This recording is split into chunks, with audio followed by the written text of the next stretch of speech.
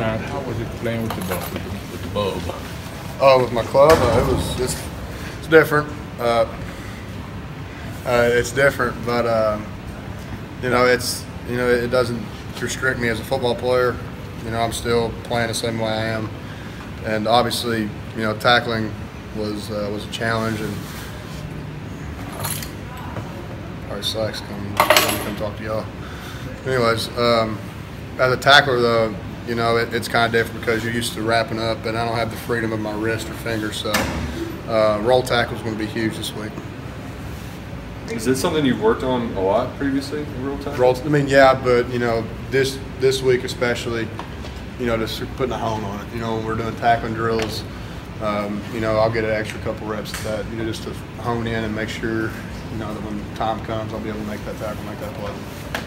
You guys have been ranked. Is it feel better, or is it? Sorry. But It doesn't look like you're wearing a cast anymore. Is it just better? No, actually, what happened was I left. So it's a clamshell. So when I'm not in, I club it and cast it in practice. And when I'm not in practice, I'll have this thing called a clamshell, where it's like a cast that just fits over my hand, and we'll just power flex, and I'll use that inside my fingers and stuff, and still be able to beat people's butt at UFC. So if y'all want these hands, come get them. Kash, you guys have been ranked for a few weeks now, but when you saw the college football rankings come out, did the magnitude rise a little bit for what's at stake here? I mean, we're all really, proud of what we've accomplished, but, there's still a long year to go. This is what we've worked our butts off for year in and year out, to get at the top 10 and get the recognition that I think we've earned. And, a lot of people hate that, but we're here, so deal with it. What does this game mean to you being from Kentucky? I mean, the thing I talked, with our guys this week, all week, is that we can't add extra pressure on ourselves. We gotta literally have to treat this. We know it's at stake, and we know, what's right in this game, but we can't let that be our, sole, I'm gonna say motivating factor, because obviously it is a motivating factor, but. With big games like this, it's important to go into it thinking that it's just a normal game, because if you try to overdo it, that's when mistakes happen and guys pop gaps, and stuff like that. So we just kept a level head on ourselves and treating this game like any other week. So it's week 9. That's how we're going to play like it. Where would you rank this game in terms of games you've played at any level? Well, this is definitely obviously the biggest game I've ever played in. And, I'm really looking forward to it. I'm excited. I know everybody in this facility, from coaches to trainers to players, we're all focused, we're ready to get after it. What does Georgia do well offensively that puts pressure on our defense? What doesn't Georgia do? That should be the real question. They can do anything. I mean, they got really powerful backs, and Holyfield, and number 7 is more of a jump cut runner, but Holyfield will literally try to run you over every time. And if you've seen some highlights from their games this year, he's done that pretty successfully. And they also got Jake back there. Jake's a great thrower. He can make plays, with his arm and put it in a position where, that a lot of quarterbacks can't fit the ball into.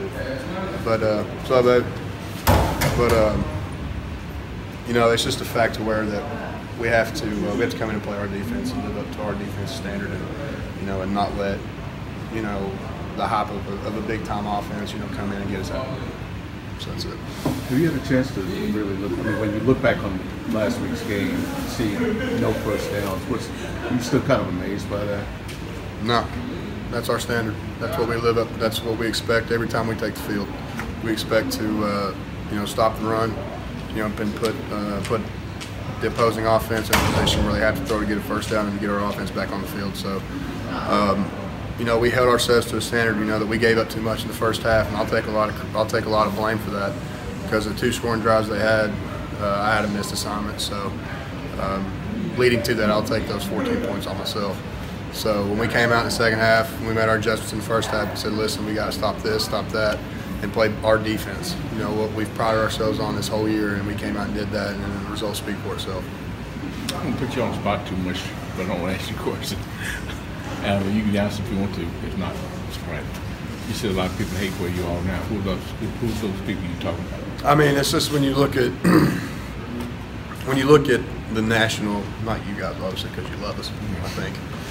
And but when you look at the national media, and they're saying, well, Kentucky's. I think honestly, I think it's got something to do with they're used to seeing Kentucky, all basketball season, whooping up on people, and they're like, well, Kentucky's actually good in another sport. So I think that's the factor that they don't want to see us succeed. That anybody outside of this state, doesn't want to see us succeed unless they're living in another state than Kentucky is.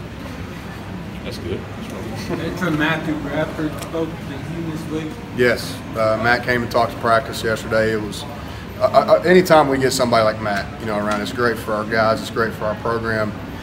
For him to come in and a guy like Matt, who's been through so much and has shown, perseverance, heart, grit. The first ever double amputee to ever re-enlist, in the military, and that just speaks high volumes what kind of character that man has, and what the United States military has taught him about mental toughness and being tough, no matter what comes your way.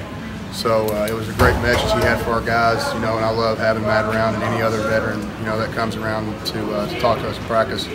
So just being able to talk to him, and just, shoot the bull just like a regular guy, afterwards, just to see how he was and everything was great. So we're looking forward to having him back. Can you use his sacrifices, what he sacrificed, can you use that to translate on the field? Absolutely. When you look at what he's gone through, I mean, the guy literally re-enlisted after getting blown up, by a landmine, and the guy literally lost both his limbs. I mean, some people are amazed that I played with a surgically small repaired hand. I mean, that's nothing compared to what that guy did. I mean, that is literally a scratch. That makes my injury look like a damn Disney film. You know what I'm saying? So, I mean, for him to be able to go out, and give, literally his life almost, and literally re-enlist and say, I want to go back for some more. And this shows, that heart and that determination can't kill you.